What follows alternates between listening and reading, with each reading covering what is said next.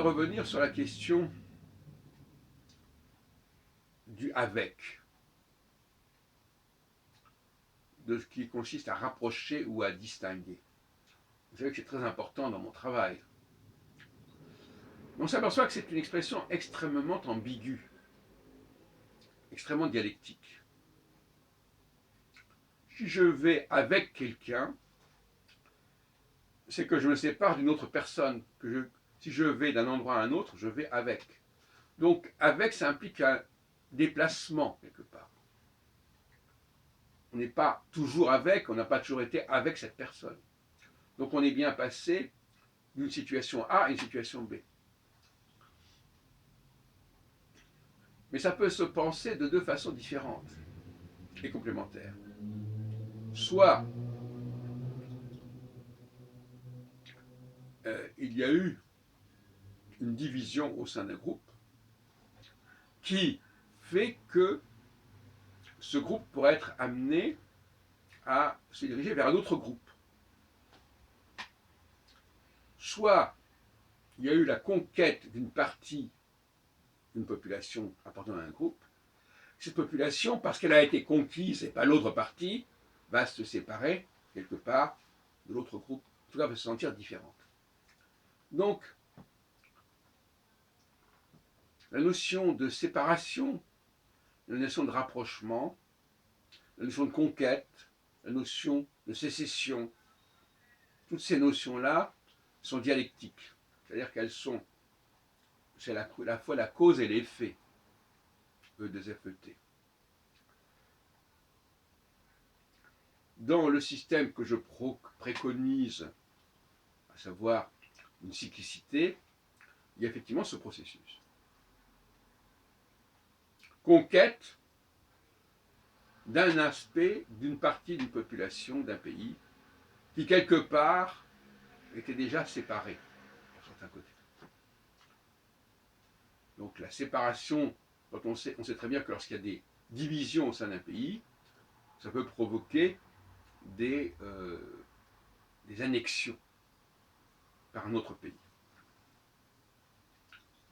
Inversement, s'il y a une conquête d'un certain pays, d'une partie d'un certain pays, ce pays qui aura été conquis, cet aspect, cette région qui aura été conquise, va développer une spécificité particulière. Il en est de même dans le monde arabe. Les Palestiniens, par exemple, je vous appelle les Palestiniens, les Arabes palestiniens, parce qu'avant il y avait des Juifs palestiniens, avant la déclaration d'indépendance de 1948, de terminologie là encore. Les Palestiniens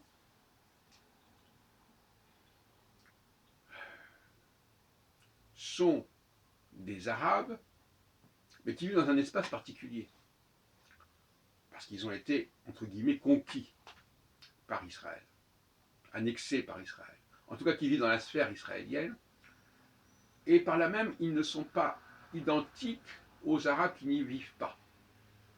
C'est un fait. Ce qui veut dire qu'il y a une spécificité palestinienne qui est en grande partie liée au phénomène israélien, et avant au phénomène mandataire.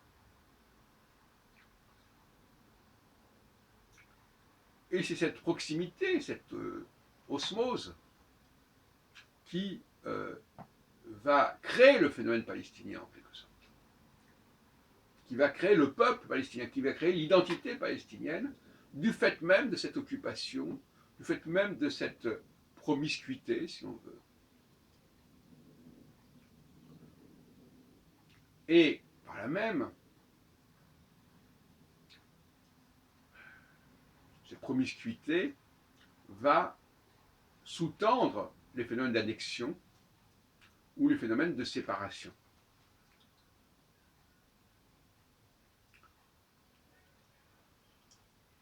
Il faudrait y réfléchir à cela. Et je rappelle encore une fois, je renvoie toujours à cet ouvrage Israël, l'obsession du territoire, Julieta Fuentes Carrera.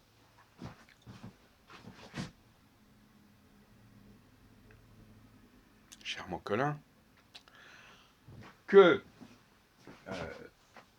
l'histoire des rapports entre Arabes et Juifs sous le mandat britannique est ancienne, date d'au moins plus d'un siècle,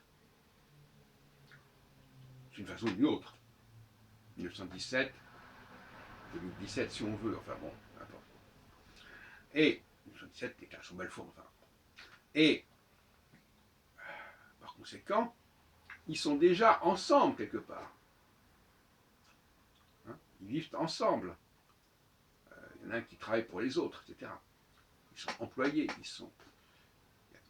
y a là plusieurs sociétés, plusieurs niveaux de société. Et ça, c'est intéressant aussi. On peut désigner globalement une population, tout comme on peut, par opposition à une autre population à côté, c'est ce qu'on appelle la dimension horizontale, on passe d'un groupe à un autre, mais on peut aussi prendre conscience de la verticalité au sein de cette société. Cette verticalité montre une diversité interne, structurelle, ou non, au sein de ce. Par conséquent, le fait de désigner sous un seul et même ensemble une population ne fait sens que dans l'horizontalité, mais ne fait pas sens dans la verticalité. Les Palestiniens sont des gens qui sont des Arabes, qui ne sont pas pareils que les Égyptiens, ou même que les Jordaniens, ou que les Libanais.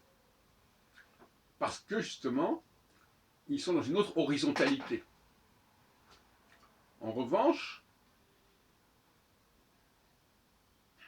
ils sont différents au sein même de l'ensemble israélien, au sens large, y compris la Cisjordanie, parce qu'il y a une verticalité qui les place à un certain niveau de la société, de l'échelle sociale, de la hiérarchie sociale.